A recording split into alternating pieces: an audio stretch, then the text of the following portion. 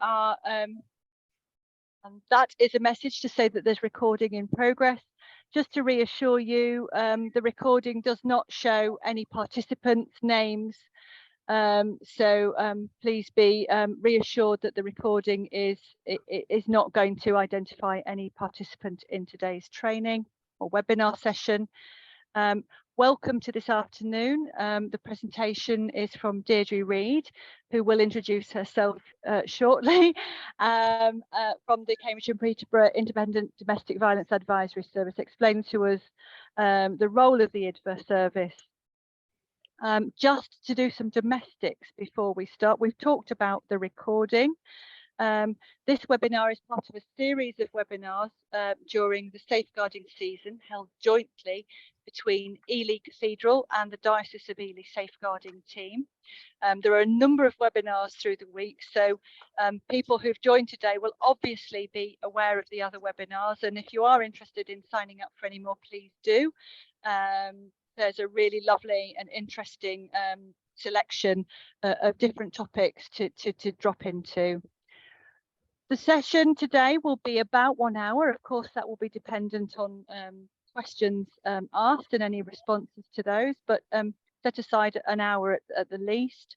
In terms of asking questions, for those of you who are familiar with webinars, you'll know that you can do that through the Q&A symbol at the bottom. That flags up to Deirdre and myself that there's a question, and I know that Deirdre will be pausing periodically throughout the webinar to ask if anybody has any questions. And just a final point before we move on to the introductions from Deirdre and myself, that we know that safeguarding and the topics we discuss can be an emotive subject for lots of different reasons for all of us. If there is a response that you need or some support that you need to keep yourself safe, please look at the resources available on the Diocese of Ely website. If you need some help or support with any issues after the training, please contact the safeguarding team. If you prefer to speak to Deirdre, we can obviously try and make that connection as well. Okay, so my name is Rebecca Boswell. I'm the safeguarding advisor for the Diocese of Ely, part of a team of safeguarding advisors who support safeguarding across the parishes and the cathedral throughout the diocese, which covers Cambridge, Peterborough and a strip of West Norfolk. And I'll now hand over to Deirdre, our presenter today. Thank you so much for offering this time to us, Deirdre, and she'll introduce herself and begin the presentation. Hi everyone, good afternoon. Thank you so much for coming and taking time out of your busy days as well to come and listen to some of the work of the IDVA service. So what I'd like to do this afternoon is just explain to you what an IDVA is, what we do, how our service works, and how you can refer into our service if you need to. So I hope if you walk away with anything at the end of the day, that you'll have a good understanding of that. If you don't, you need to contact me again. I'm happy for Rebecca to circulate my contact details, and I'll help in any way I can. And I'm happy at the end as well to share this presentation if that helps you, especially about passing it on to others who you might be working with in a safeguarding environment. So that's fine too. So can I have the next slide? Sorry, I haven't got control of my slides. So Lisa's very kindly helping me out. So I think I don't want to make assumptions about anyone's knowledge of what domestic violence is, but this is the definition. So it's handy if you ever wanted to revisit that and just have a look and see what the legal definition is of domestic abuse. So what's very important is that domestic abuse is between parties aged 16 or over, and they have a personal connection to each other. So that could include either a current partner or an ex-partner, or it could be a family member or a relative within the family setting. And that's been expanded quite a lot from the Domestic Violence Bill, because prior to that, it was very strict on before about it could only be like partner, ex-partner, husband, wife, or it could be mothers, fathers, brothers, sisters, grandparents, and it was immediate family prior to the Domestic Violence Bill. So they have widened it open to all family members. So what is domestic abuse? What are the behaviours? So when we talk about domestic abuse, we're talking about physical or sexual abuse, could be violent or threatening behaviour, controlling or coercive behaviour, economic abuse, psychological, emotional and other abuse. And when we talk about, so yes, physical or sexual abuse and harassment and stalking behaviours as well, psychological, emotional abuse. So that covers a really wide range of abusive behaviours. But what's really interesting when I look at that is that only one of those behaviours might present with a physical injury or marks that can evidence the fact that that's happened. But that doesn't take away from the fact that all those other acts, and I mean sexual abuse as well, can be absolutely horrific, but doesn't necessarily come with an injury. So and sometimes as well, non-fatal strangulation, which is now a crime as well, and that's part of the violent category. But sometimes that won't come, and some of those injuries can be internal and you can't actually see them. So that's quite interesting that we all have preconceptions of how a survivor of domestic abuse might present to ourselves, and I think we're all human, and we would all think about, and I think sometimes the easiest way to think about of how a survivor might present to us as a safeguarding professional, or just as a friend or anybody, is that we have that idea in our heads that we need something to latch onto, something visual that we can see, and sometimes it's just not that. So and invariably the behaviours will form some form of course of conduct. It's very rare that domestic abuse will present itself, very rare it will present itself as an isolated incident. So yeah, that's the definition. So it's always good to revisit that if you need to. Just so you know, if you are going to make a referral, that you're clear in your head that what's being disclosed to you is domestic abuse. So the new Domestic Violence Abuse Act, so it's a piece of legislation that's very recent to us, and has opened up a lot of doors, and certainly enabled us to fund additional staff to some of our services, which is really good. So what that's done to help survivors of domestic abuse is they've changed the definition, and it includes former intimate partners, but it also includes other things as well. It's widened that definition of what family members are. Post-separation abuse amendment to offence of controlling coercive behaviour, which we all knew existed forever, but the fact that it's actually now it's now out there and it's being acknowledged as a primary form of abuse, and that is so wide-ranging as well about coercive controlling behaviour, because it can come in, it can come in all sorts of shapes and sizes, and as it says here, it can talk about child contact arrangements, stalking behaviours, and often stalking and harassment is inextricably linked to separation, because that's about the perpetrator of abuse losing control of where that survivor goes, what they do, who they're with. And that often is a very, very common response, and also for an escalation in abuse as well. So special measures in family proceedings as well, and prohibition of cross-examination in civil proceedings. This was used to be a very traumatic time for survivors who might not be in the right place to actually support criminal prosecution, but where there is a lower threshold is actually going to the family court perhaps to apply for a non-molestation order or an occupation order, which would prevent the perpetrator from living in the house where they live for a limited period of time. But it was their safeguarding court orders issued in the family court, and in years gone by, perpetrators of abuse would, if they were representing themselves, would have the right to get up in a court and cross-examine the survivor. which, as you can imagine, is incredibly traumatic, very distressing, and affects the quality of the evidence that that person is giving.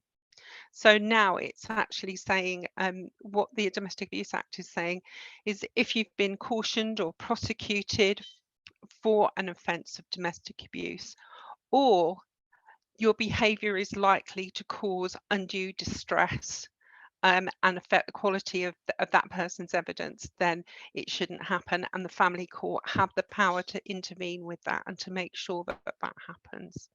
So that's good too. Next one. So what is an advert? So an advert, we've been around for a little while now, certainly within Cambridgeshire. We've been around since November 2003 now, and we are accredited specialist professionals who work with survivors, victims of domestic abuse, to help develop, and what we want to do is develop a trusting relationship with our client. I think what's important for you to understand as well is that we're a voluntary service, we're not a statutory service. So we only actually work with people who have given informed consent to work with us. So they work towards helping survivors, and it's very much, being an advocate is very much about empowerment and about advocating for our clients. We try wherever necessary not to identify our clients as victims. I think there's lots of other professionals out there who formally do so, and we try not to do that. They are our clients and they become our clients. And what we want to do is to empower them, to educate them, to inform them, and help them and empower them to make decisions in order to keep themselves and their children and their families safe from a known perpetrator who has been abusing them, might still be abusing them. So where we do advocate quite often is that we have regular meetings within Peterborough and Cambridgeshire. They happen all over the country, and they're called MARAC meetings. And we live in a world of acronyms, and I do apologise for that. And that stands for Multi-Agency Risk Assessment Conference. So for our very high-risk clients who are at immediate risk of significant harm, and if we think of a MARAC client, we are thinking about those that could actually be tomorrow's domestic violence homicide. And so we feel that the risk to them is immediate and very significant. And so we hold meetings 3 times a week in Cambridgeshire and Peterborough to discuss and share information with all our DA partner services in a safe and confidential manner. And the whole purpose of that meeting is to share information that is risk-led, and then to find a foundation of the risks and agree a list. And one of my jobs is to actually chair a MARAC, and I'm one of many chairs on a rotational basis that chair MARAC on a very regular basis. We then get together, and it's not owned by anybody. We're a collective group of professionals who work with survivors of domestic abuse. So we collate a risk of all the risks that we know based on the information that's been shared at the table. And then we base our action plans actually on those risks. So it's about each and every one of us looking at those risks and then looking at what our particular service might be able to do to reduce those risks. So our core members of that MARAC, they could be, fundamentally our core members will always be police, probation, IDVA service. It could be refuge or an outreach worker who's supporting that client. We also have education, we have children's social care, adult social care, drugs and alcohol services, housing. It could be health services as well.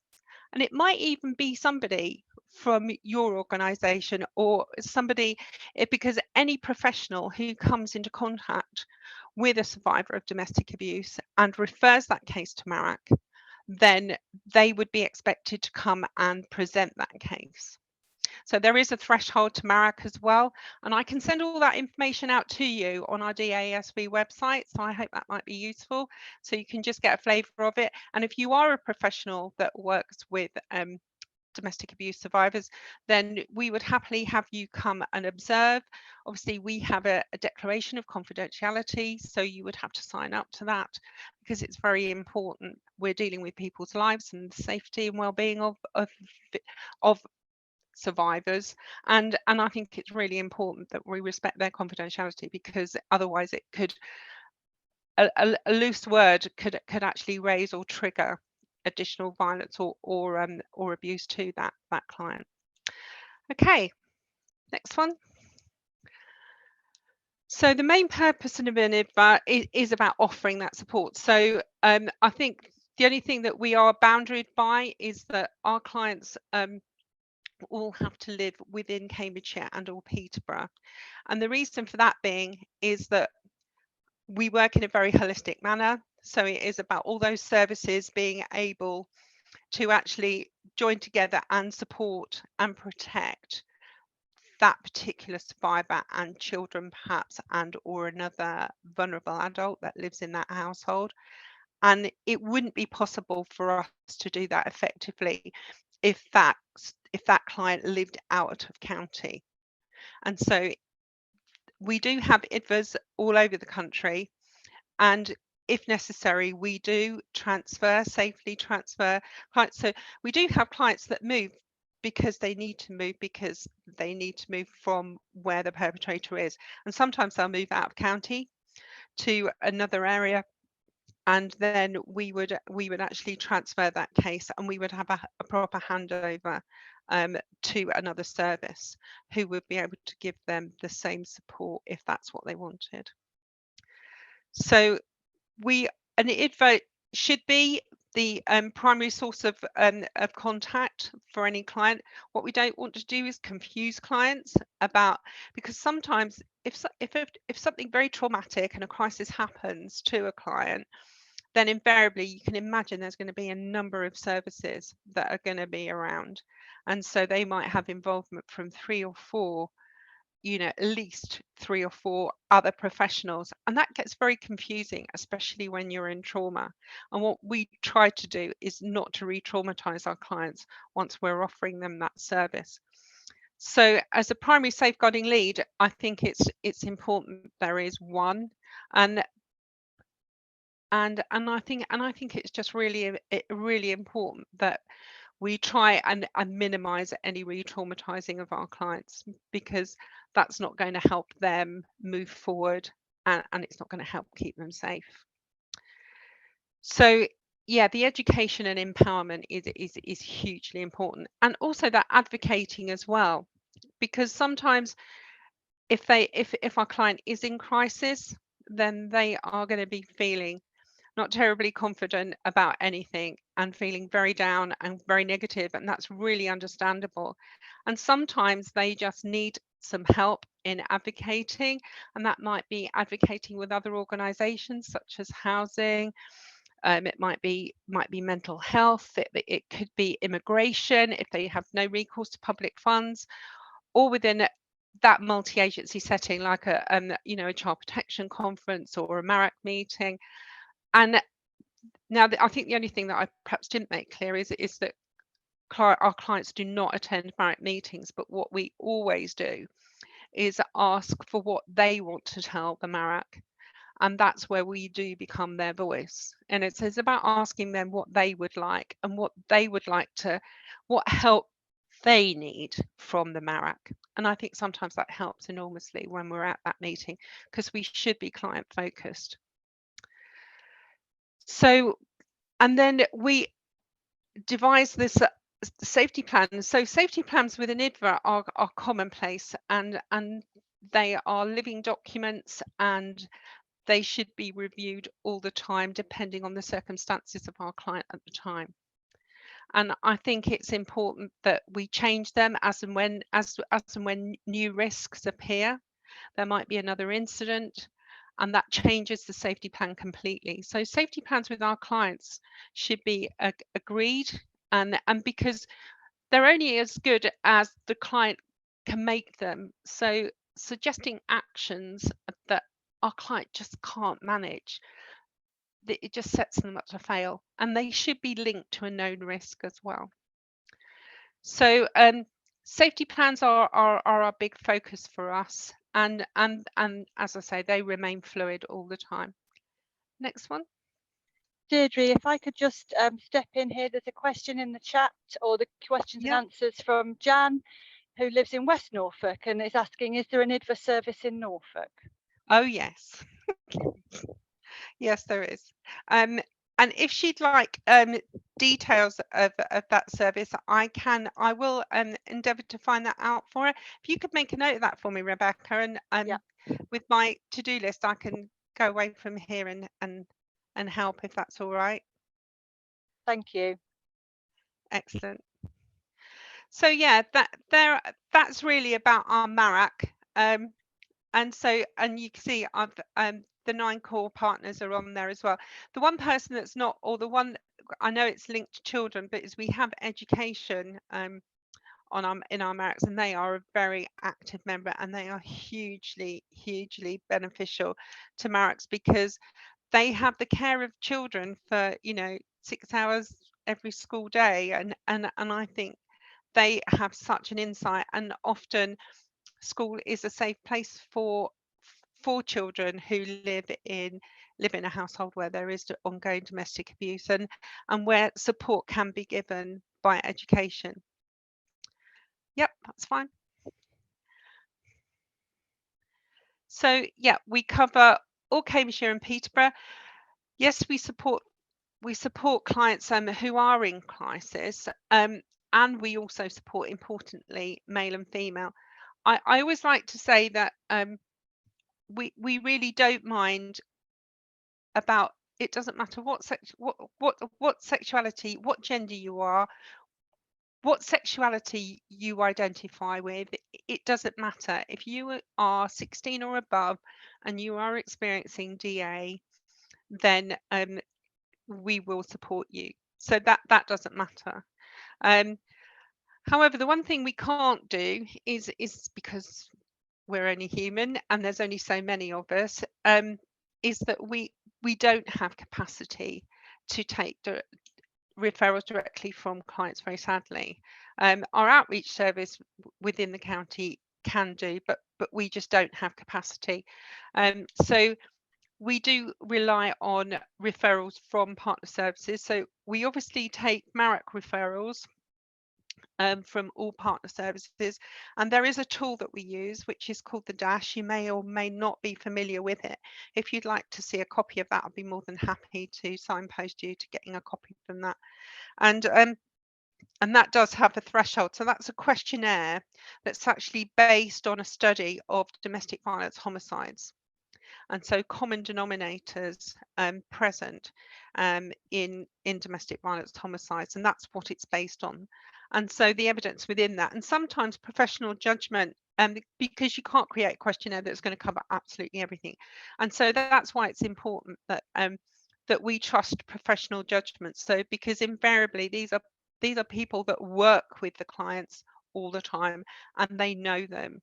And yes, it might not fit the questionnaire, but certainly they can evidence other risks and other triggers that make that MARAC referral valid. And so we've just recently changed it. We ask now for a score of 17 plus on the Dash or professional judgment. But that's not too long ago that's been changed, because we did have a lower threshold of 14. And now that's gone up. You can blame me, because actually I got very nervous about the fact we were raising our threshold, and I thought, what's happening to those high risk victims that we would have heard last week before this threshold was changed? And those risks are still really high. And so we as a service, we'd still take all 14 to 16. So if you sent in a MARAC referral that was only scoring, say, 15, we would still take it, and we would, with consent, obviously we need the consent of the client. You don't need consent for MARAC referrals because there's a legal threshold there around the significant risk that client is at risk of. So we don't need it for married clients, but for non-married clients, we need consent. So with consent, we will actually take the 14 to 16s and happily make contact and offer our service to them. And then we can re-risk assess with them. And if we think that's a married case, we'll put it back into the married threshold, into the forum, as a service, as a professional service. So we also take receipts of what are called medium risk crime notifications from the police. So the police, as you can imagine, attend an awful lot of domestic abuse incidents throughout Cambridgeshire and Peterborough, and they will assess them as either standard, medium, or high risk. So if they are medium risk, they will actually notify us of that incident, and obviously with the client's consent, and we will then actually make contact, safe contact with that client and offer our service to them. So, but yes, but very sadly, I just want to measure everyone's expectations that we very sadly can't take referrals from clients. And obviously it is voluntary engagement. If someone says to us, you know, we explain who we are and what we're doing and what our confidentiality is, and we speak to them, and then we offer that service. And if they say, you know, we might be able to give them some safeguarding advice, they're happy to take that, but they might say, I'm just not really at the right place for your service, then that's fine. But we always leave the door open, and that's the one thing we like to do. Because we do have a lot of clients who will come back to us, and we'll always give them a point of contact within our service. And so they might come back to us and say, I'm ready now, something else has happened that's not been reported, and we'll take discretion to reopen that case. So I hope we're quite flexible like that. Next one. So these are the kind of areas of work for us. So and this is very typical of a lot of our referrals. So target hardening. So some clients might want to stay where they are. That's where their network of support is. That's where their relatives are. That's home. And yes, they are being victimized and abused by a family member or a partner or ex-partner, but they're wanting to stay. And it might be because the children are settled. You know, we've got people who they've got children with perhaps some disabilities, and that's where all the network is and the support is around their children. And so there could be a whole host of reasons of why they want to stay. So target hardening is something that we would look at in their property. So making sure that we're keeping them as safe as we can. So that might mean, you know, that we would look at, if appropriate, perhaps changing their door locks, perhaps a video ring doorbell. So in some cases where we've had some stalking cases that we've been supporting a client with, we might actually look at cameras as well. So there are things that we can try and help with. We have limited funding, very limited funding, but we do have some funding where we can sometimes help with. And we have an amazing service called the Bobby Scheme. I don't know if anyone's heard of it. And they're a charity-based organisation, and they're funded by the Office of Police Crime Commissioner. So we have a very good relationship about the Bobby Scheme, who are very flexible in their approach to target hardening clients of domestic abuse. So for those that do want to move, and because they're fearful of staying where they are, we would assist with accessing refuge or empowering clients to try and seek refuge.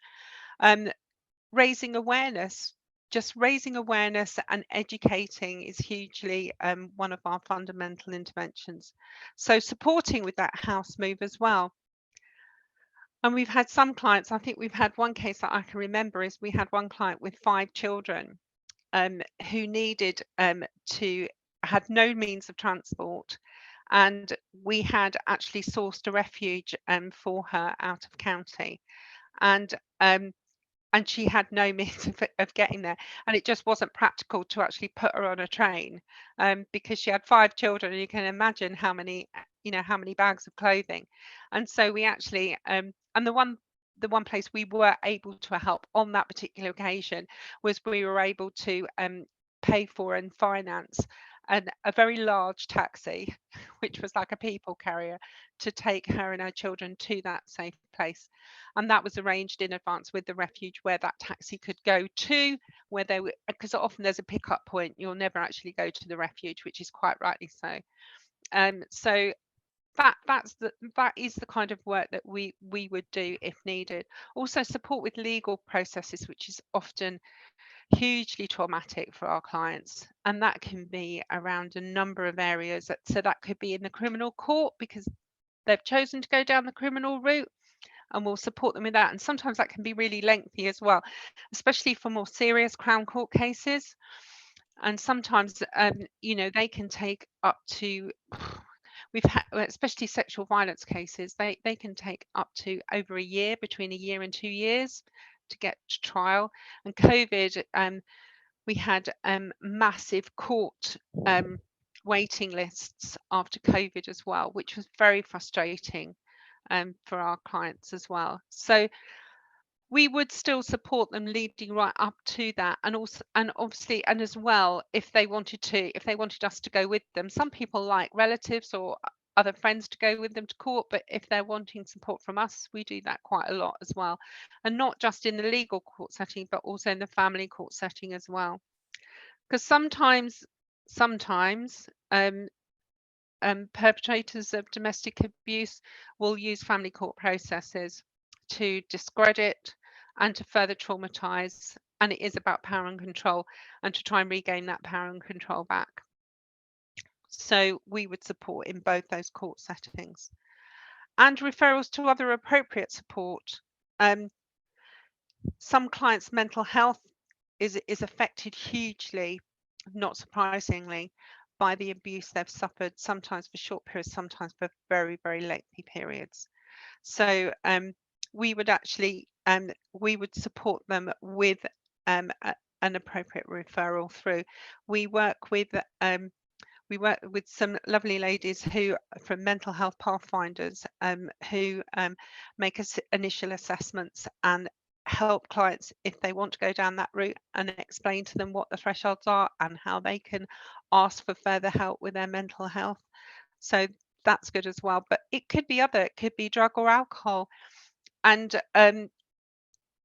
lots and lots of entrenched clients will and not surprisingly reach for drug or alcohol misuse in order to get them through the day, get them through the week, and that's not surprising either. And sometimes when they've been able to step back from that relationship and they are in a safe place, and sometimes it's them that they'll acknowledge that they need help in a certain area, and that's what we're about. And it is not about passing judgment, it is about sourcing the help they need because they want it, and that's the road they want to go down. So ongoing safety planning, we've already spoken about safety plans. They're part of our core intervention big time. And also as well, if they're wanting to go down that legal route, is about sometimes engagement with police can be really scary for our clients, really, really scary. And so support in that area. And so quite often they would want a hand to hold when they go to the police station, when they go to make that statement, if they're needing to give a video recorded interview around the abuse they've suffered as well, is actually helping to just see them through that time, because that kind of engagement will re-traumatize, and it's about us actually just being there and a listening ear, and just trying to help the police officer understand how they're feeling perhaps, and just to be appropriately sensitive. And then updates of information. So we're very blessed in that we work in a multi-agency safeguarding hub, and so we do have access to certain information that we can update our clients with, bail conditions, court dates, and we have a very good relationship with the Victim and Witness Hub. And so those kind of multi-agency relationships help enormously in just keeping clients updated and then reviewing their safety if something's changed around conditions, around courts, and that just helps enormously. Thank you. So who we are. So we're a combined service. We actually we merged with Peterborough IDVA service back in April 2017. That seems a long time ago now. And so we're actually a combined service now, which works much better because some of our clients, due to their lifestyles and the abuse they're suffering, they can be quite transient, and moving around the county is quite common. And so what we're able to do, being a combined service, is provide that continuity to that same client, which helps enormously. So there's myself as operational manager, and we also have Danoy Evans, who's a safe accommodation manager.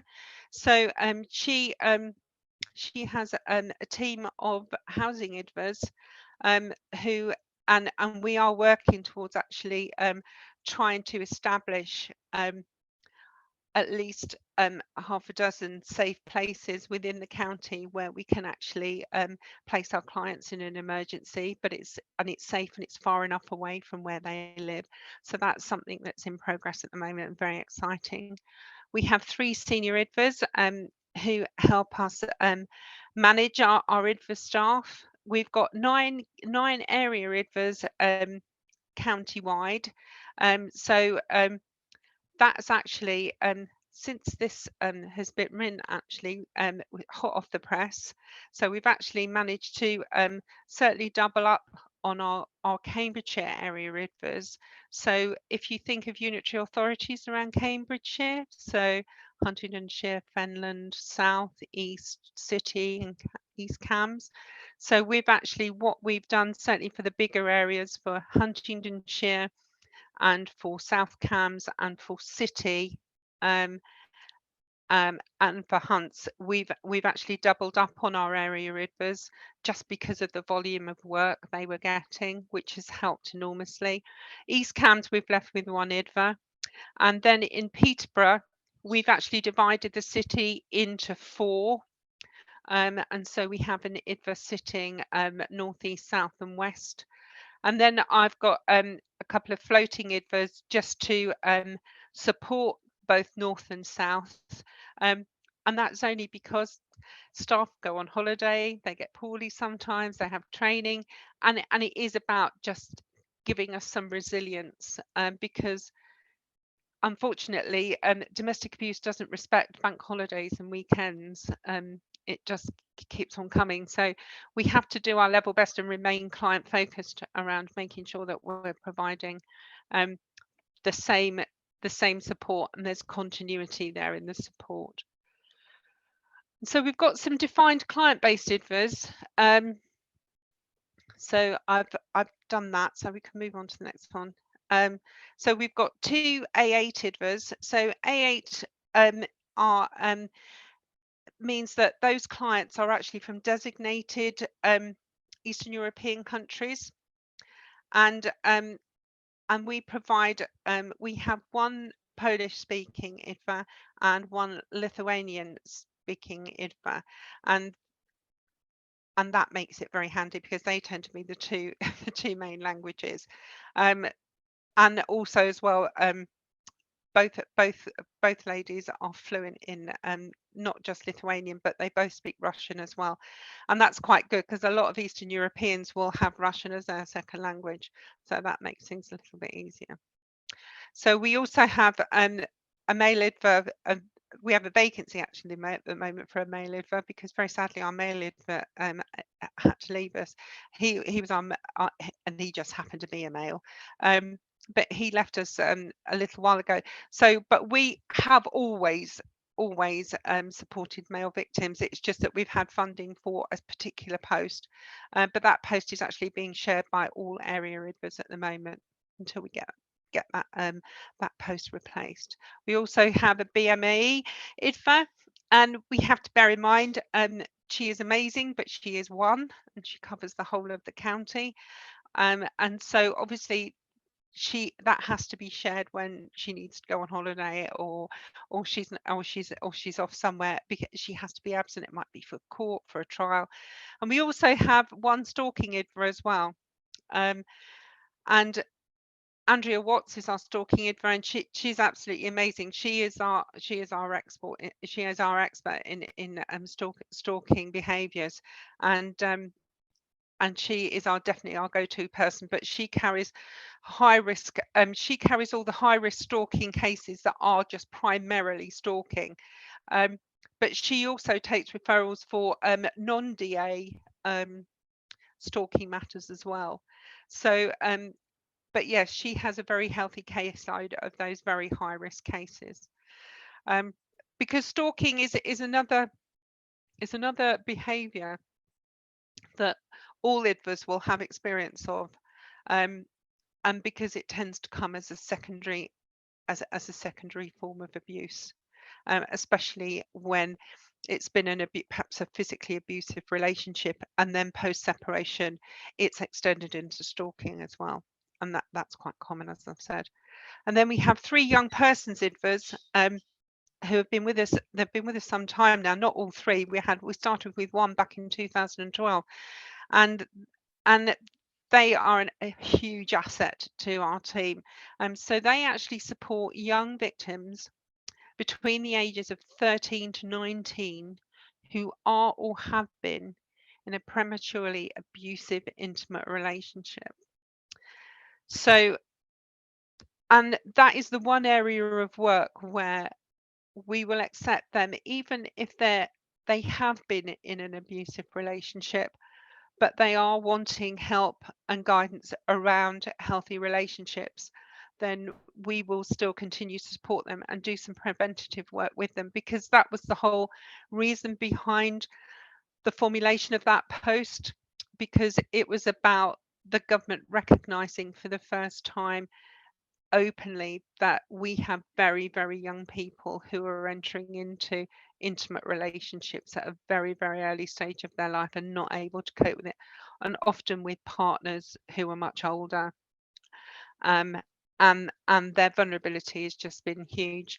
What's also of interest is as well, those young persons IDFAs will also accept referrals for people aged between 19 and 24 who have been looked after children, and or they have a diagnosed physical or mental disability.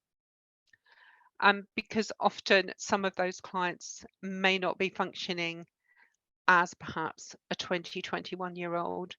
Due to their disability, they are exceptionally vulnerable, and their level of understanding around relationships might not be as good as it should be. So we do have, so our young persons IDFAs will take, again, that is with consent, and there's no threshold for referring those young persons clients in, or even for as well for BMAE or male victims, or for the AA IDFAs. There's no threshold. So we will take, the majority of our cases do come from police, but we do have them from other services as well who would be working with those clients. Again, I'll send you the link.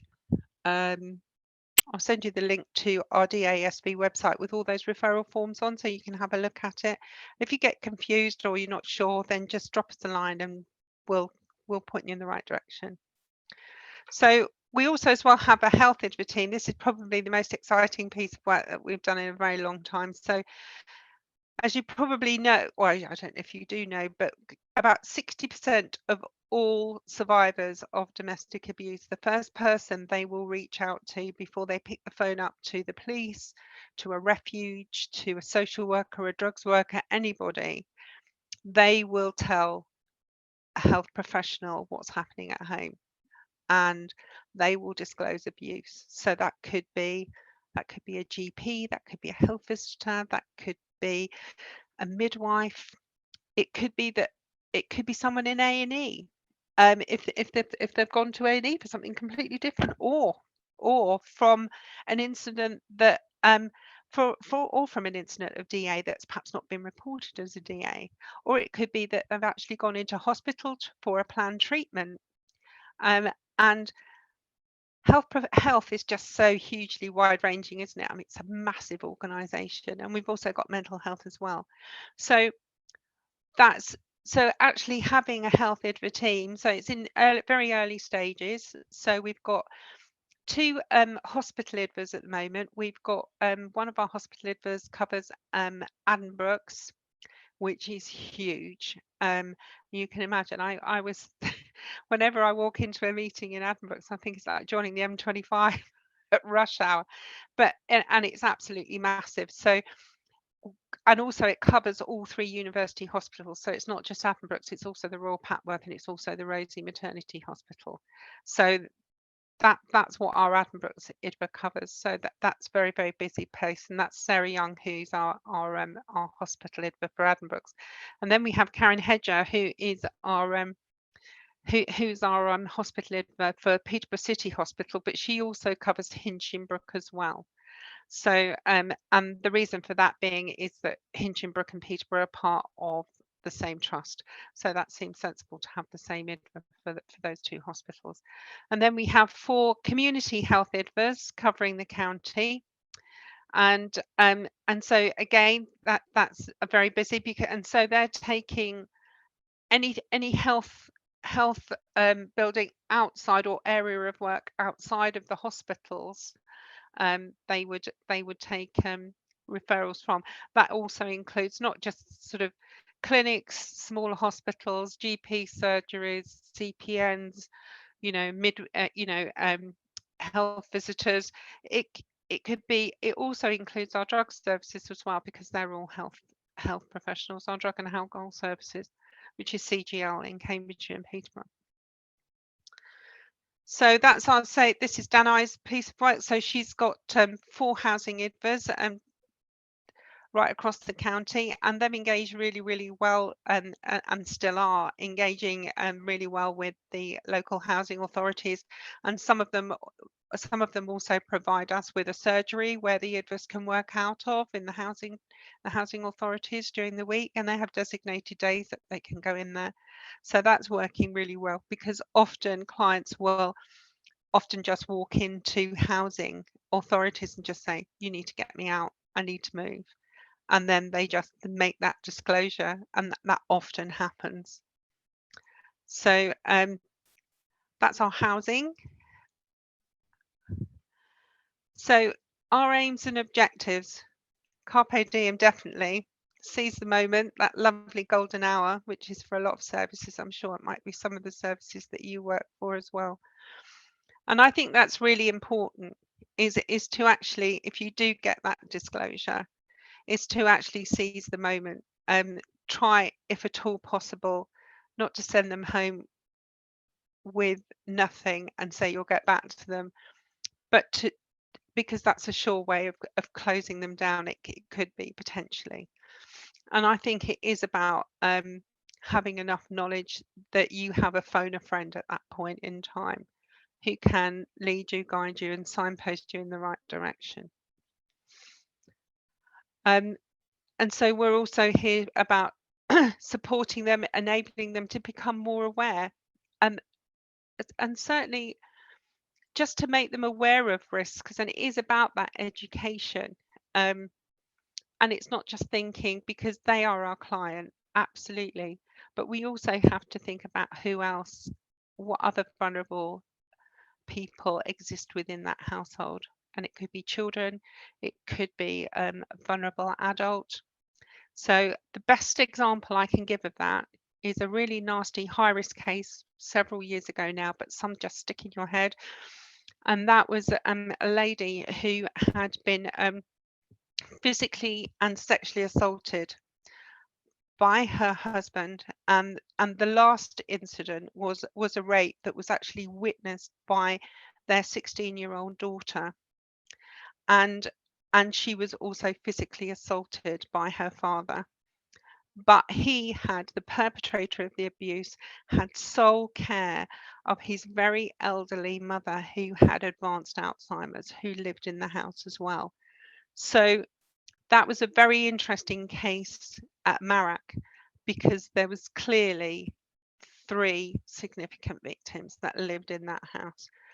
And it was really important that the safeguarding leads for each of those were actually aware, working together, and working in harmony, and that each of those survivors knew exactly who their safeguarding lead was and how they were working together as well, so there was no confusion. And that was, and that happens, and we have to take account of the complexities of some domestic abuse cases like that. So we've already talked about physical security in the home and developing plans around that, legal remedies, and ours is very much about giving our clients informed choices, because sometimes, you can talk with a client around the risks, and they know those risks exist, but actually then it's about giving them choices of what they can do, because it's very easy to go into parent mode and say, this is what you should be doing, this is what's going to keep you safe. But actually, if that client is just not in the right place to do that, or they just may not be there at that moment in time, it is about respect and respecting their choices. So it might not be a choice that you would make, but it is not about judging them, and it is about supporting them whatever they want to do. Okay. So yeah, we very much, what we like to do is to actually empower, because what we don't want to do is to create dependency, because often that's what perpetrators do. They actually create that dependency, and that's where the power and control comes in. And so what we want to do is actually re-empower our clients so they can make that decision for themselves, and they can make their own choices rather than somebody else taking that for it. And then that doesn't teach them anything, and it certainly doesn't help them move forward in an assertive and empowering manner, does it? So interagency working, absolutely, and working in a MASH, we're very blessed that we have that. And I think that ongoing agreed contact is really important at a very early stage of our relationship with our clients. So their expectations are measured, and their needs. We need to listen to their needs, because what their needs are this week might not be the same down the line in a week or so. And so that's why it's always important to review safety plans, because that will talk about contact and how we make contact. And because what's safe to make contact this week might not be tomorrow. And so it always needs reviewing as and when. Okay. So just some interesting stats there. So, and this is just around perpetrators and people who perpetrate abuse. So we know that in 53% of known perpetrators will be prevalent in homicide cases. 73% reported history of DA within that household. Drug, alcohol, mental health, 80%. I would say that's probably, I might even say that that's quite conservative. I would say perhaps even higher. Certainly after last week's Marach that I had, it was prevalent in all cases. So, but I would say 80 plus. Jealous and controlling behaviour, 67%. Separation, 76. It's huge. And especially within the first year of separation as well. But sometimes we've even had we've had a recent Marach case where it's 6 years and that perpetrator has never let up. But the first 12 months are particularly vulnerable. Escalation as well, 87%. So just keeps going and going and going. So obviously in Cambridgeshire, we're acutely aware that there are rural and isolated areas, and we're also very aware that a lot of we have, and that's interesting as well. And I've been with the IDVA service 12 years now, and I certainly think in recent years, and I'm really pleased that it's being reported, is our more elderly survivors of DA, and that's now getting reported into us. And I think it's helped enormously that we work very closely alongside adult social care now where we are. And I think that's helped enormously because it gives us a better understanding of our older clients, and how we can best support them, how we can best communicate with them, and getting more creative in how we can help them stay safe or help them to keep themselves safe. So and I think as well more recently, certainly that since the I know the media and also the legality, the legislation in relation to non-fatal strangulation, and we've had a lot more reports around that. And certainly I've noticed that is more commonplace in risks, certainly in our merit cases. So, and that's it. I think that's us as an IDVA service. If I haven't sent you all to sleep this afternoon, I hope that's been of use. Please, if you've got any questions, I'm more than happy to answer them. And if I don't know, I'll find a person who can. Okay, thank you so much, Deirdre. That was really interesting. Certainly from my perspective, with a background in children and family social work, you know, I'm really interested in the kind of interface between your service and children's services and how that works, given that many people experiencing domestic abuse and violence will have children in that household as well. Thank you. Thanks for listening, guys. So just for any of you who do have some space this week to access any more of our webinars, please do look on the website. There are webinars in relation to survivors' voices and how we can be trustworthy, trauma-informed recipients of disclosures, in terms of hate crime awareness, working together safeguard children and adults, looking at the safeguarding children and partnership boards, and all of the safeguarding that Deirdre's talked about today is a golden thread running through a lot of the webinars. It all kind of joins up when we're thinking about safeguarding people. Particularly for us in our church context, there's a webinar about the theology or a theology of safeguarding, because there could be many. I'm not a theologian, but there'll be a perspective from our Archdeacon in relation to that. Also thinking about modern slavery and exploitation, and a final webinar on Friday about spiritual abuse and responding well. So please look at that programme.